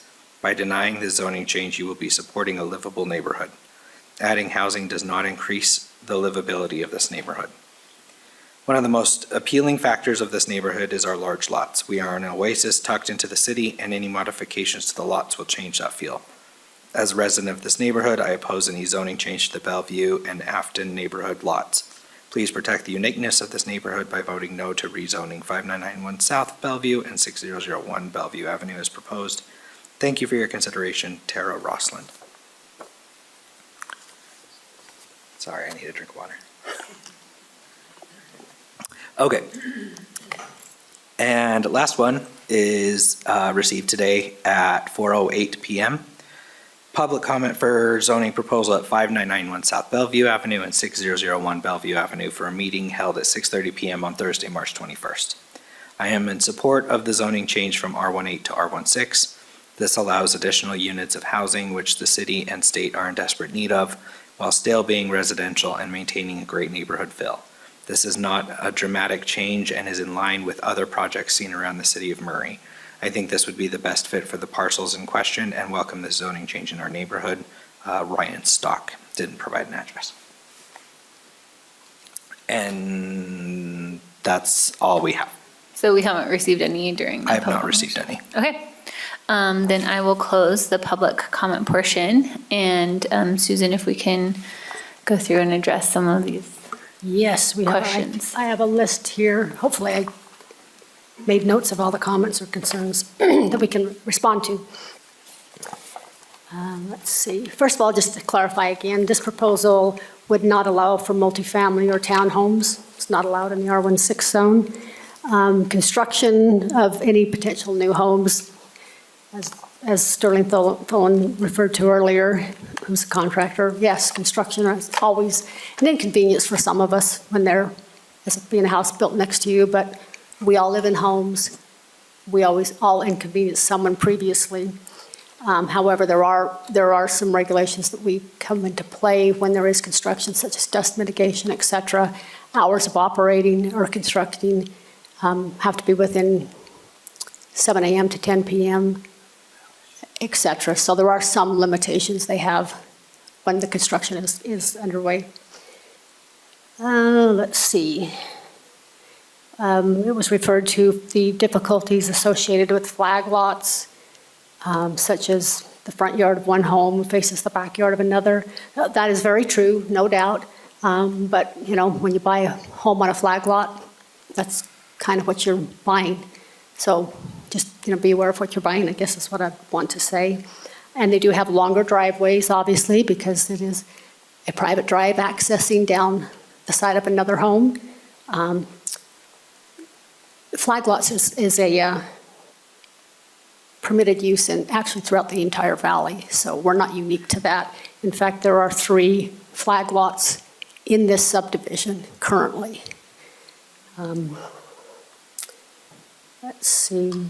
Susan, could you maybe at the same time address some people's questions about if, like, what the requirements for a flag lot would be and if other properties in this neighborhood, if they meet those requirements, yeah, what that means for them? Yes, sure. So there are 3, and unfortunately I didn't bring a map showing where they are, but 2 of them I know, well, at least the one on the west side of Bellevue, predates our current flag lot regulations. You are only allowed 1 flag lot per existing dwelling, and it does require a 28-foot access way to the flag, to the new home, 28 feet wide, it's 20 feet of hard asphalt, and 4 feet of landscaping on each side. So there are some requirements, and as the engineer referred to earlier, it does require 125% of the underlining zone for the minimum area for a flag lot. So in this case, 8,000 is the standard minimum lot size, but if you were to have a flag lot, you would be required to have 10,000 square feet. But if a property can meet those requirements, they would be able to do a flag lot? Yes, sorry. And one thing I should have included when I was comparing the R18 and the R16 on this chart, and I didn't think about it. Another difference is the R18, 8,000 square foot lot requires a minimum 80-foot width at the setback, the 25-foot front setback. For an interior lot, in the R16, it requires a 60-foot minimum lot width. So that is another difference. They can be a little bit narrower. And Mr. Dodge's properties currently are legal non-conforming to the current R18 zone as far as the lot width. They are less than the 80 feet. Let's see, let me go back to,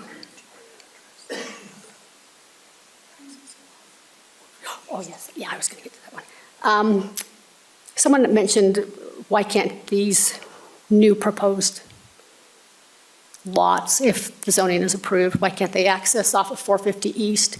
450 East is a private lane. Our code was changed, and I think it was about 2008, that prohibits any new creation of single-family lots on a private road, period. They are not allowed. So it is not possible to have another lot or parcel created that accesses off of 450 East. And that's been, I think it's been that way for several years. Let's see. Susan, is that in Murray ordinances, that can't happen from private lane? Correct. That's in our subdivision code. And Yes. that can't be changed? Well, there can you never say never, you know what I mean? But that was a very, that was an issue that was discussed extensively. We held numerous meetings, and it was studied for over a year. I remember that. And it was the will of the elected officials and actually many of the city departments that being able to build new lots or create lots on a private lane is just, it has its issues. You know, I could go on that for a long time, but that was a highly researched and studied and many meetings held in order to come to that conclusion. So possible, but not likely. So to answer your question, yes, someone could petition, I guess, again, and it's been brought up several times, and it's still the same opinion as of today, anyway. Yeah, I would just mention on that there are still some groups of people that come about yearly, usually after an election, and ask to change those standards. And Murray, to this date, has still said we wouldn't support changes to that. But when we say state arguments like that, I'd like to hear, we shouldn't get in the weeds in this discussion, on that, because it's off topic, but when we state things like that, it'd be nice to say the negatives to it, why that decision was made. But it's off topic, so. Well, like I said, I could go on that for a long time, but I guess it is kind of off the topic. That is in the subdivision code. Yeah. There's at least 6 topics that kept coming up over and over again. Renters, which we hate them. Parking, traffic, sidewalks, townhomes, and condos. Is there the opportunity, not knowing the project at all, but if this is R16, can I build townhomes or condos on this property? No. Is there a chance that the 2 houses, if whatever's built on this, if they're houses, is there a chance the city could require they put sidewalks in? They will have to dedicate a portion of the front property over to the city. Well, actually, it's already there, excuse me. The right-of-way is 60 feet. So what appears to be the front yard of the properties isn't really accurate because there's no sidewalk there. So there's potential in the building when a project's brought to the proper committees and commissions that part of the building, the city could require they put sidewalks in. We don't know what the project is, but that could be discussed. Could, but I highly doubt that would happen, only because there would only be 2 properties that would have sidewalks that went nowhere. Mm-hmm. Now, if they decide to do a special improvement district, something like that, that's different, and that is a possibility. Please do not call out. So traffic, parking, renters. Okay, so parking, single-family homes, our parking regulations only require 2 spaces per home, period. For an apartment, we require 2.5, but again, apartments are not allowed. I'm just telling you the difference there. We actually require more for an apartment than we do a single family. Whether or not people have 5 or 6 vehicles, hopefully they're respectful of others and park on their own property and not infringe on the neighbors, et cetera. Hey, Susan, before you get to the next one, in our limited government city that we have, in which we respect homeowners and private property, can you dictate to me whether I can have renters or if I have to live on my property? Is there any of our residential codes that dictates whether it can be a renter or not? Our code do allow for a single-family home to be rented as a single-family home, meaning they share common cooking facilities. It's one unit So and I- not split up into different rooms with different kitchens, et cetera, et cetera. So there's nothing in our laws, we've had this in other discussions where I didn't want the townhomes to be rented, but I cannot look to anybody in this room and tell them they cannot rent the property. It's just not, it's against our laws. That is right? correct. We can't, I hate to use the word discriminate, but we can't prohibit someone from renting. The renting Their home. discussion confused me a little bit because I don't know what we're renting. We don't have a project yet, but. And We're it's just not- considering any use Yeah. that could be on an R16 Right. project. And I would say it's not just city or state law, it's Federal. It's federal housing act. Okay, so you said parking, you said renters, traffic? So traffic, a single-family home per ITE standards generates average 10 trips per day for a single-family home. So we're talking maybe 20 vehicles. And again, that's just the International Traffic Engineering, sorry, I forgot what it's called, standards for, trip generation for single-family homes. So potentially 20 trips per day. Please do not speak out. The public comment period is closed. Oh, Thank someone you. made a comment that the Planning Commission has already recommended approval. No, what you see before you is the staff recommendation. We are recommending to the Planning Commission. Planning Commission will make their own. And can you just maybe, I feel like it was also talked about, like, why are there no pros and cons listed in the staff report? And so can you maybe talk about how, if a project can meet the requirements, how you come to a conclusion of recommending or denying? Well, sure. So when we get the application, we look to see if it's even, given the intent of what the applicant is wanting to do with it, we have to look at it to see if it's even possible. Because we certainly, as staff, don't want to bring something to the Planning Commission and hold these meetings all to find out, oh, gosh, we should have looked at it. There's not enough area to subdivide this or what have you.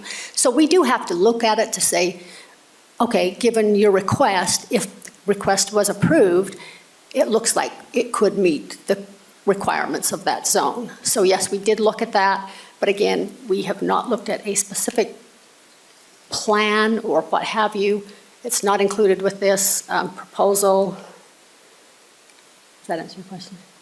Yeah, I think so. It's just that if they can meet the requirements of the zoning, right, then what is our obligation, I guess? Right, thank you. Yes, if property owners have obviously certain rights to their property. If you can develop your property according to the underlying zoning regulations and requirements, we are obligated to approve that. So if Mr. Dodge could meet the zoning requirements, we are obligated to approve that.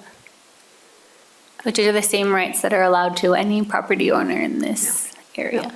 And I think the point in saying that is some things I don't like, but if I voice my own opinion, then they can sue us and then spend my tax dollars to have them win because it meets our code. Right? Just to clarify, a rezone or zone map amendment is a legislative action. So it is totally up to the elected officials. Unlike a development of a property, meaning to build a single-family home or whatever, if that is part of our code and a permitted use, we are required to approve it if they can meet the regulations and codes of that zoning.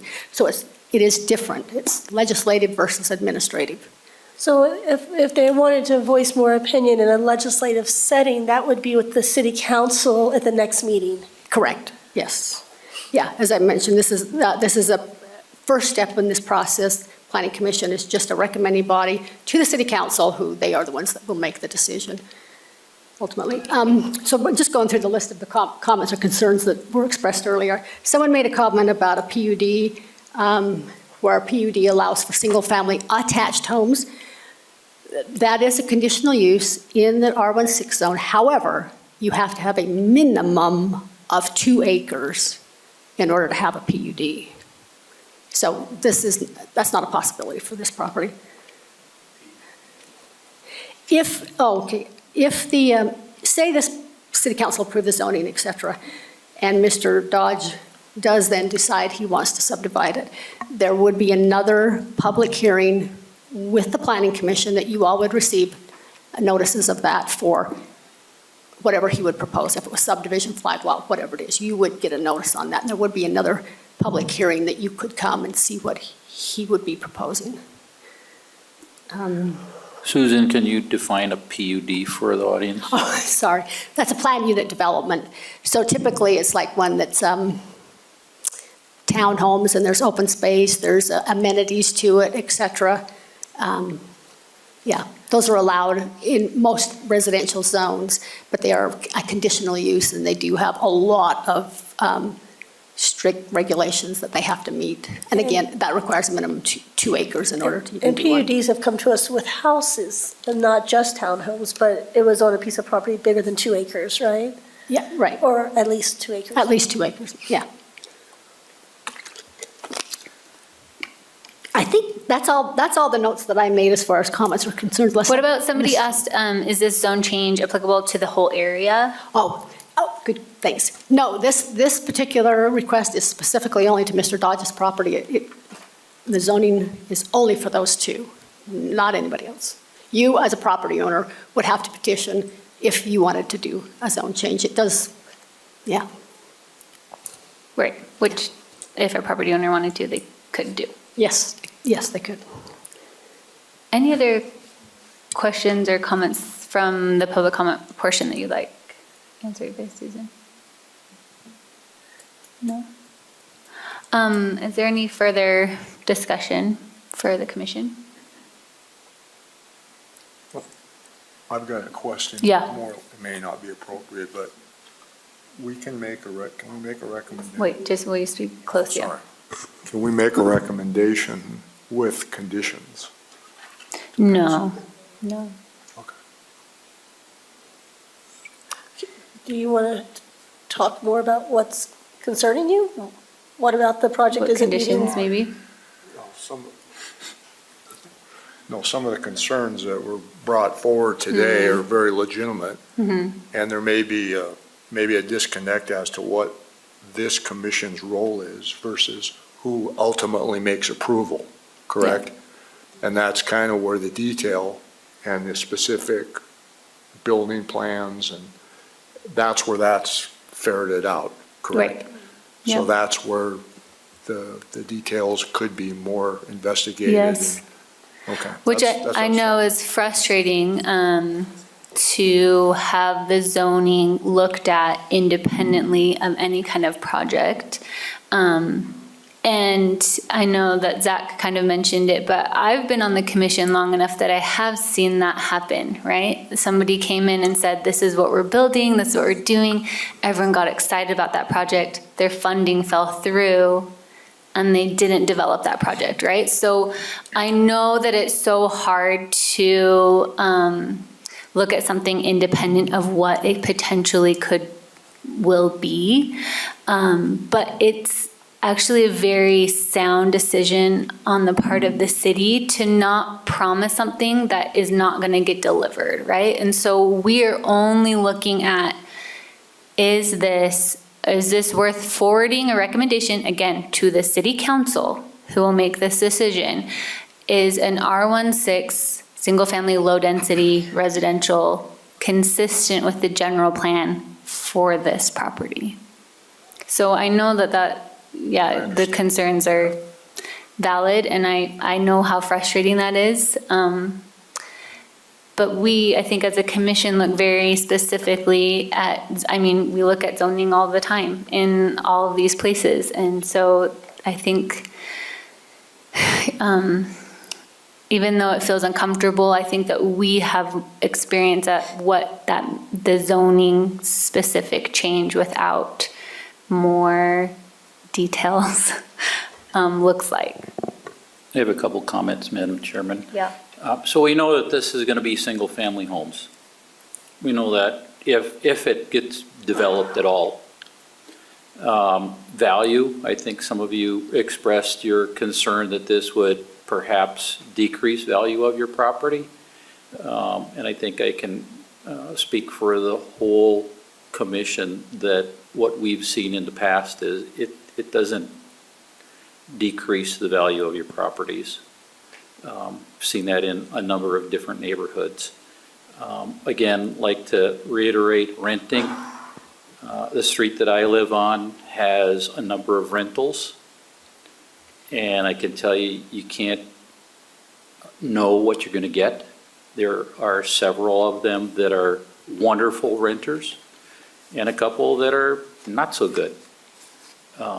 Anybody in this neighborhood can change their property from an ownership to a rental property. So that you're not going to ever change. I think this could have some good value for the neighborhood. Is it going to set a precedent? There are already people or properties in this area that can have flight lots on their properties. There are some bigger lots. So change is happening all over Murray. And I, like some of you, I like to see what Murray was years ago. And I like to keep those neighborhoods. But as I said, people move out, people die, their properties are purchased, they're changed to rental properties, and neighborhoods change just by the mere fact that years go by. So, thank you. Any other thoughts or discussion? I'm hesitant to say, but I've said on the record, I don't like flag lots. But at the same time, if I had an acre and my poor kids couldn't afford to live anywhere and they wanted to live in Murray, I'd be so excited to be able to give them land to build their house on. And I think that's the intent of flag lots, and no one's mentioned that today. The intent is so that you can use your land to benefit your kids. Or, that's one option, but anyway. It's just a different perspective on flag lots.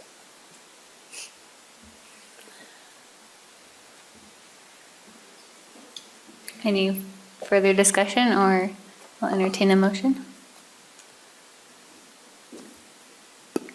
Madam Chairman, I make a recommendation that the Planning Commission forward a recommendation to the of approval to the City Council for the requested amendment to the zoning map designation of the properties located at 5991 and 6001 South Bellevue Avenue from R18 Single Family Low Density Residential to R16 Single Family Low/Medium Density Residential, because it is consistent with the general plan as described in the staff report.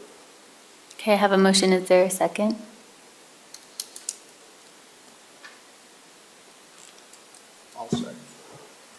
I'll second the motion. All right.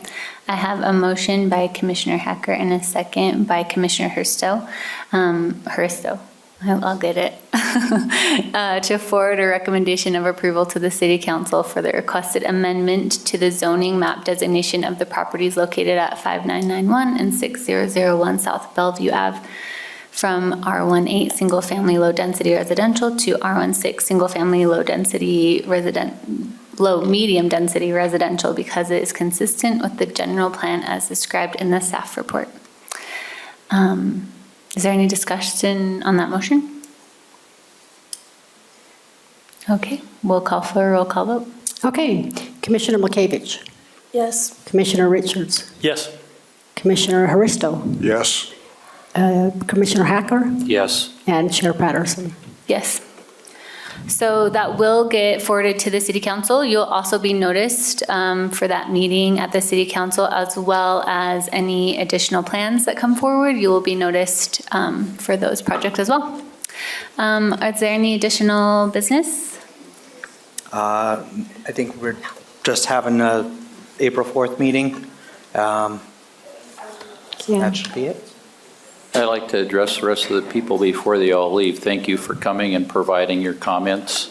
They're very, very thought-provoking. We all live in neighborhoods all around Murray, and we appreciate your being here tonight.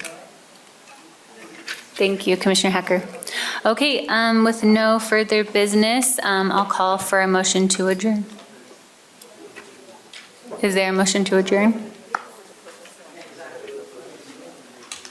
I'll make a motion that we adjourn at 8:35. Awesome. Is there a second? I'll second. Meeting adjourned. Thank you.